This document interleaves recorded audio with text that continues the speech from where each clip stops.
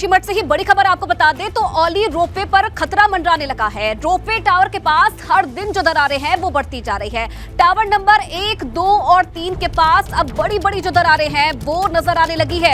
ये बड़ी जानकारी मिल रही है। रोपवे टावर के पास जो हर दिन दरारें हैं वो अब बढ़ती जा रही है। टावर नंबर 1, 2 और 3 बताए जा रहे हैं जिनके पास अब बड़ी बड़ी दरारें दिखने लगी है, जो कि अब खतरा इस पर मंडराने लगा है। यहाँ पर आज भी निरीक्षण किया गया। आने वाले समय में और जो ये खतरा है ये बढ़ सकता है, ऐसा जानकारी मिल रही है। लेकिन औली रोपवे पर ये जो खतरा है वो मंडराने लगा है। रोपवे टावर के पास जो आए दिन दरारें हैं वो लगातार बढ़ती जा रही है। टावर नंबर 1, 2 और 3 ये बताए जा रहे हैं जिनके पास अब बड़ी बड़ी जो दरारें हैं वो देखी जा रही है। और आप देखिए लगातार जो अधिकारी हैं मौकों का निरीक्षण कर रहे हैं। जोशीमठ के बाद जो ये टावर है अब इस पर खतरे का जो साया है वो मंडराने लगा है। अधिकारी मौके पर पहुंचकर निरीक्षण कर रहे हैं। क्या आगे आने वाले समय में इसके लिए किया जा सकता है, इस पर विशेष ध्यान दिया जा रहा है। अब जानकारी ये मिल रही है कि जो औली का रोपवे है उस पर भी जो खतरा है वो अब मंडराने लगा है। और टावर नंबर 1, 2 और 3 जिसके पास अब जो बड़ी बड़ी दरारें हैं वो देखने को मिल रही है। हर दिन जो ये दरारें हैं ये बढ़ती जा रही है।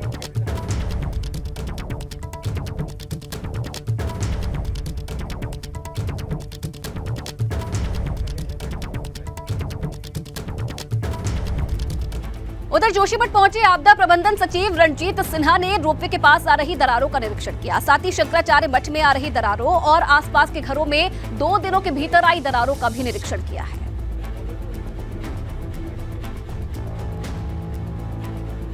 तो ये निरीक्षण करते हुए अधिकारी आपको नजर आ रहे हैं। अब जोशीमठ के बाद जो रोपवे है, औली का रोपवे बताया जा रहा है, इस पर भी अब जो साया है खतरे का वो मंडराने लगा है। और अब जो अधिकारी है वो उसका निरीक्षण कर रहे हैं। जैसे कि आपको बताया कि टावर नंबर 1, 2, 3 के पास जो दरारें हैं वो दिन ब दिन बढ़ती जा रही है, जो कि अब एक्शन में सरकार नजर आ रही है और यहाँ पर निरीक्षण किया जा रहा है।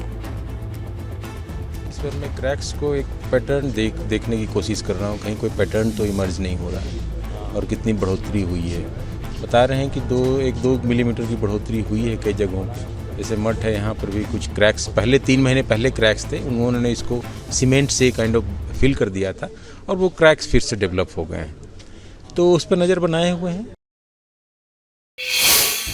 जोशीमठ से जुड़ी हुई ये बड़ी खबर आपको बता दें, पीएमओ के उप सचिव ने ध्वस्तीकरण का जायजा लिया है। उप सचिव मंगेश घिरलियाल ने जायजा लिया है। होटल मलारी इन और माउंट व्यू को गिराया जा रहा है। मारवाड़ी स्थित जेपी कंपनी का भी निरीक्षण किया गया और साथ ही साथ रोपवे के टावर नंबर 1 और प्लेटफॉर्म के पास आई दरारों का भी आज निरीक्षण किया गया है। तो लगातार एक्शन में सरकार नजर आ रही है। जोशीमठ मामले को लेकर आज उप सचिव ने होटल मलारी इन और माउंट व्यू को गिराया जा रहा है, इसका निरीक्षण किया। इसी के साथ साथ मारवाड़ी जेपी कंपनी भी वो पहुंचे, वहां भी उन्होंने निरीक्षण किया है। और रोपवे के टावर नंबर 1 और प्लेटफॉर्म के पास आई जो दरारें हैं उनका भी निरीक्षण किया गया है। तो होटल मलारी इन और माउंट व्यू को गिराने का काम लगातार जारी है। इन्हें ध्वस्त करने की जो कार्रवाई है वो लगातार जारी है। और जैसा कि जानकारी मिल रही है कि 7 से 8 दिन का वक्त लग सकता है इन दोनों होटलों को गिराने का, लेकिन इनकी कार्रवाई के बीच किसी को नुकसान न पहुंचे इसका भी खास तौर पर ध्यान रखा जा रहा है।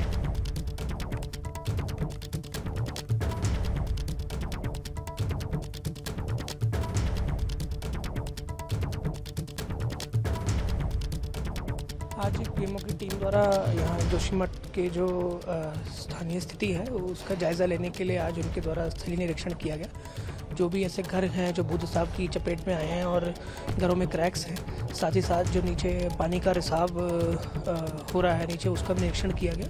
और यही जो क्षेत्र का जायज़ा लेने के लिए ये टीम आ जाएगी। तो जोशीमठ में जमीन धंसने के बाद होटल और मालिकों में आई दरारों के बाद से सरकार एक्शन में है और आज चौथे दिन भी होटल मलारी इन और माउंट व्यू पर कार्रवाई हुई है।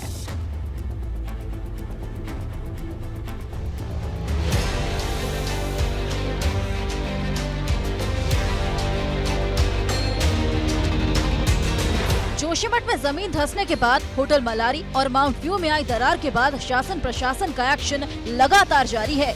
दोनों होटलों को मैनुअल तरीके से तोड़ा जा रहा है, क्योंकि दरार आने के बाद दोनों होटल झुक गए थे, जिससे बड़ा हादसा हो सकता था। जोशीमठ में दोनों होटल का ध्वस्तीकरण का कार्य आज भी जारी है। आज चौथा दिन है और आज भी दोनों होटल को लगातार तोड़ा जा रहा है और आप देख पा रहे हैं कि मजदूरों के द्वारा इन तमाम दोनों होटल को तोड़ने का कार्य किया जा रहा है। चाहे माउंट व्यू हो, मलारी इन हो, दोनों होटल को सामान्य तरीके से यानी मैनुअल तरीके से तोड़ा जा रहा है। छोटे उपकरणों के माध्यम से यहाँ इन होटल को तोड़ा जा रहा है क्योंकि दोनों होटल में दरार आने के कारण ये दोनों होटल आपस में मिल गए थे। एक बड़ा खतरा यहाँ पर बना हुआ था और इसके परिसर के दूसरी ओर के जो लोग जहाँ पर रह रहे थे, जो जिनके आवास थे, उन आवास को खाली करा दिया गया है। उनको दूसरी ओर यानी अलग जगह पर विस्थापित कर दिया गया है। ये तमाम एसडीआरएफ के जवान हो, एनडीआरएफ के जवान हो, यहाँ पर मुस्तैदगी इनकी है और आप देख पा रहे हैं कि एसडीआरएफ के साथ साथ में एनडीआरएफ और स्थानीय पुलिस बल यहाँ पर तैनात किया गया है। यानी जब ये ध्वस्तीकरण की कार्रवाई की जा रही है, अगर उस दौरान कुछ अप्रिय घटना होती है उसके लिहाज से राहत और बचाव का कार्य तेज़ी से हो पाए। आप देख पा रहे हैं कि जो होटल के अंदर का सामान था उसको कुछ सुरक्षित तरीके से निकाला गया है। चाहे सोफ़े हो, अलमारी हो, कांच हो, ये तमाम ऐसे सामान है जो सुरक्षित तरीके से भी बचाकर यहाँ से निकाल लिया गया है और अब बड़ी संख्या में यहाँ पर मजदूर काम कर रहे हैं और अभी ये जानकारी मिल रही है कि आने वाले 6 से 8 दिनों के बीच में इन होटल के ध्वस्तीकरण की कार्यवाही पूरी हो जाएगी। उधर दूसरी ओर जमीनों की धारण क्षमता नापने के लिए नेशनल जियोफिजिकल इंस्टीट्यूट की टीम ने जोशीमठ पहुंची और अलग अलग क्षेत्रों में जमीनों की क्षमता को नापने के लिए काम शुरू कर दिया और काम खत्म होने के बाद अपनी रिपोर्ट सरकार को सौंपेगी। जो चाहे सरकारी भवन हो या फिर ऐसे जर्जर हालात में जो भवन हो या घर हो जिनमें दरार आई है, उनको भी तोड़ने और ध्वस्तीकरण की कार्रवाई जिला प्रशासन की तरफ से की जाएगी। अपने सहयोगी कैमरा पर्सन निशांत चौहान के साथ विनोद कुमार, एबीपी गंगा, जोशीमठ। तो डेंजरस होटल मलारी इन और माउंट व्यू को गिराने के बाद पीडब्ल्यूडी गेस्ट हाउस को भी गिराया जाएगा। पीडब्ल्यूडी गेस्ट हाउस की स्थिति काफी जर्जर हो चुकी है, जो कभी भी गिर सकता है।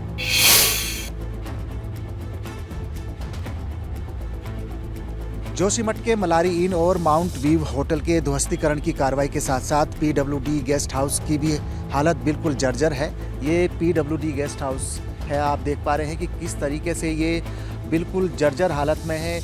यानी ये मानिए कि ये गेस्ट हाउस कभी भी ढह सकता है, इस तरह की कंडीशन यहाँ पर दिख रही है। और एक तरफ जहाँ तमाम जो मलारी इन हो, माउंट व्यू हो या फिर तमाम ऐसे जो घर हैं जिनमें दरार आई है, उनके ध्वस्तीकरण की कार्रवाई तो चलेगी ही, लेकिन इसके साथ साथ आप देख पा रहे हैं कि इस गेस्ट हाउस को और जितने यहाँ पर लोग रहने वाले थे, जो यहाँ पर काम करते थे, उनको यहाँ से हटा दिया गया है, खाली करा दिया गया है। और माउंट व्यू और जो मलारी इन होटल है उसकी ध्वस्तीकरण की कार्रवाई चल रही है।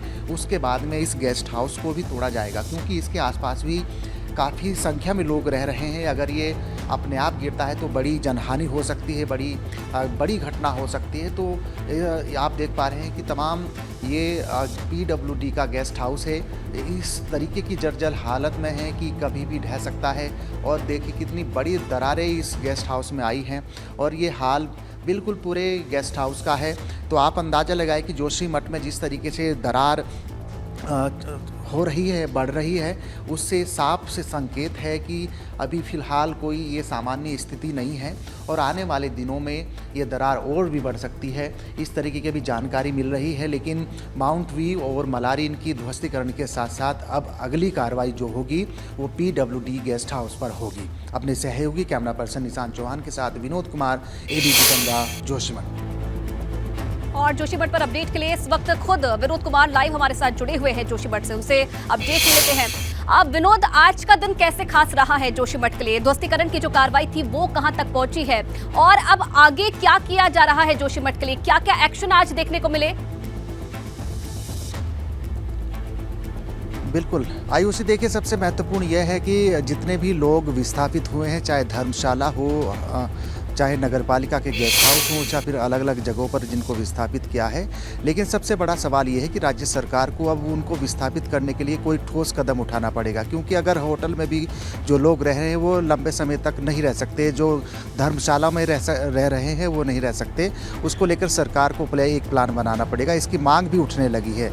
और सबसे महत्वपूर्ण बात अगर ये करें तो आज करीब जोशीमठ में जो भू धसाव का मसला है उसमें करीब 826 ऐसे भवन है, ऐसे घर हैं जिसमें दरार हुई है, और करीब 126 ऐसे भवन हैं जिसमें सरकारी भवन हो या फिर घर हो जो अनसेफ जोन में जिनको सरकार ने रखा है। उनको लेकर चिन्हित तो जरूर कर लिए गए हैं, लेकिन अभी तक तमाम जिस तरह की सरकार की तैयारी है वो बिल्कुल अधूरी यहाँ पर देखी जा रही है, क्योंकि अभी भी लगातार जो दरारें हैं वो बढ़ने का यानी थमने का नाम नहीं ले रही है। आज जो national geophysical institute of Hyderabad की तरफ से जो ज़मीनों की धारण क्षमता को नापने के लिए यहाँ पर आज से काम शुरू कर दिया गया है। यानी जहाँ जहाँ पर भी भू धसाव के मसले होंगे वो अपनी रिपोर्ट सरकार को सौंपेंगे, उसके बाद में ही सरकार की तरफ से जो दिशा निर्देश होंगे उसके अनुरूप काम किए जाएंगे। दूसरी तरफ अगर केंद्र सरकार की बात करें तो आज एक केंद्र की जो एक संयुक्त टीम है जिसमें उत्तराखंड सरकार से भी जो उत्तराखंड शासन के अफसर है वो भी उसमें शामिल थे।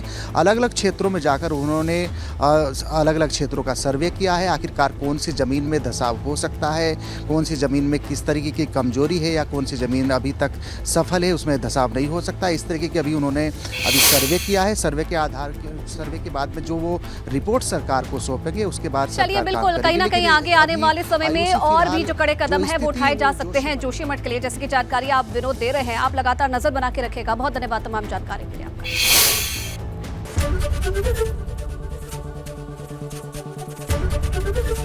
एबीपी गंगा, खबर आपकी, जुबान आपकी।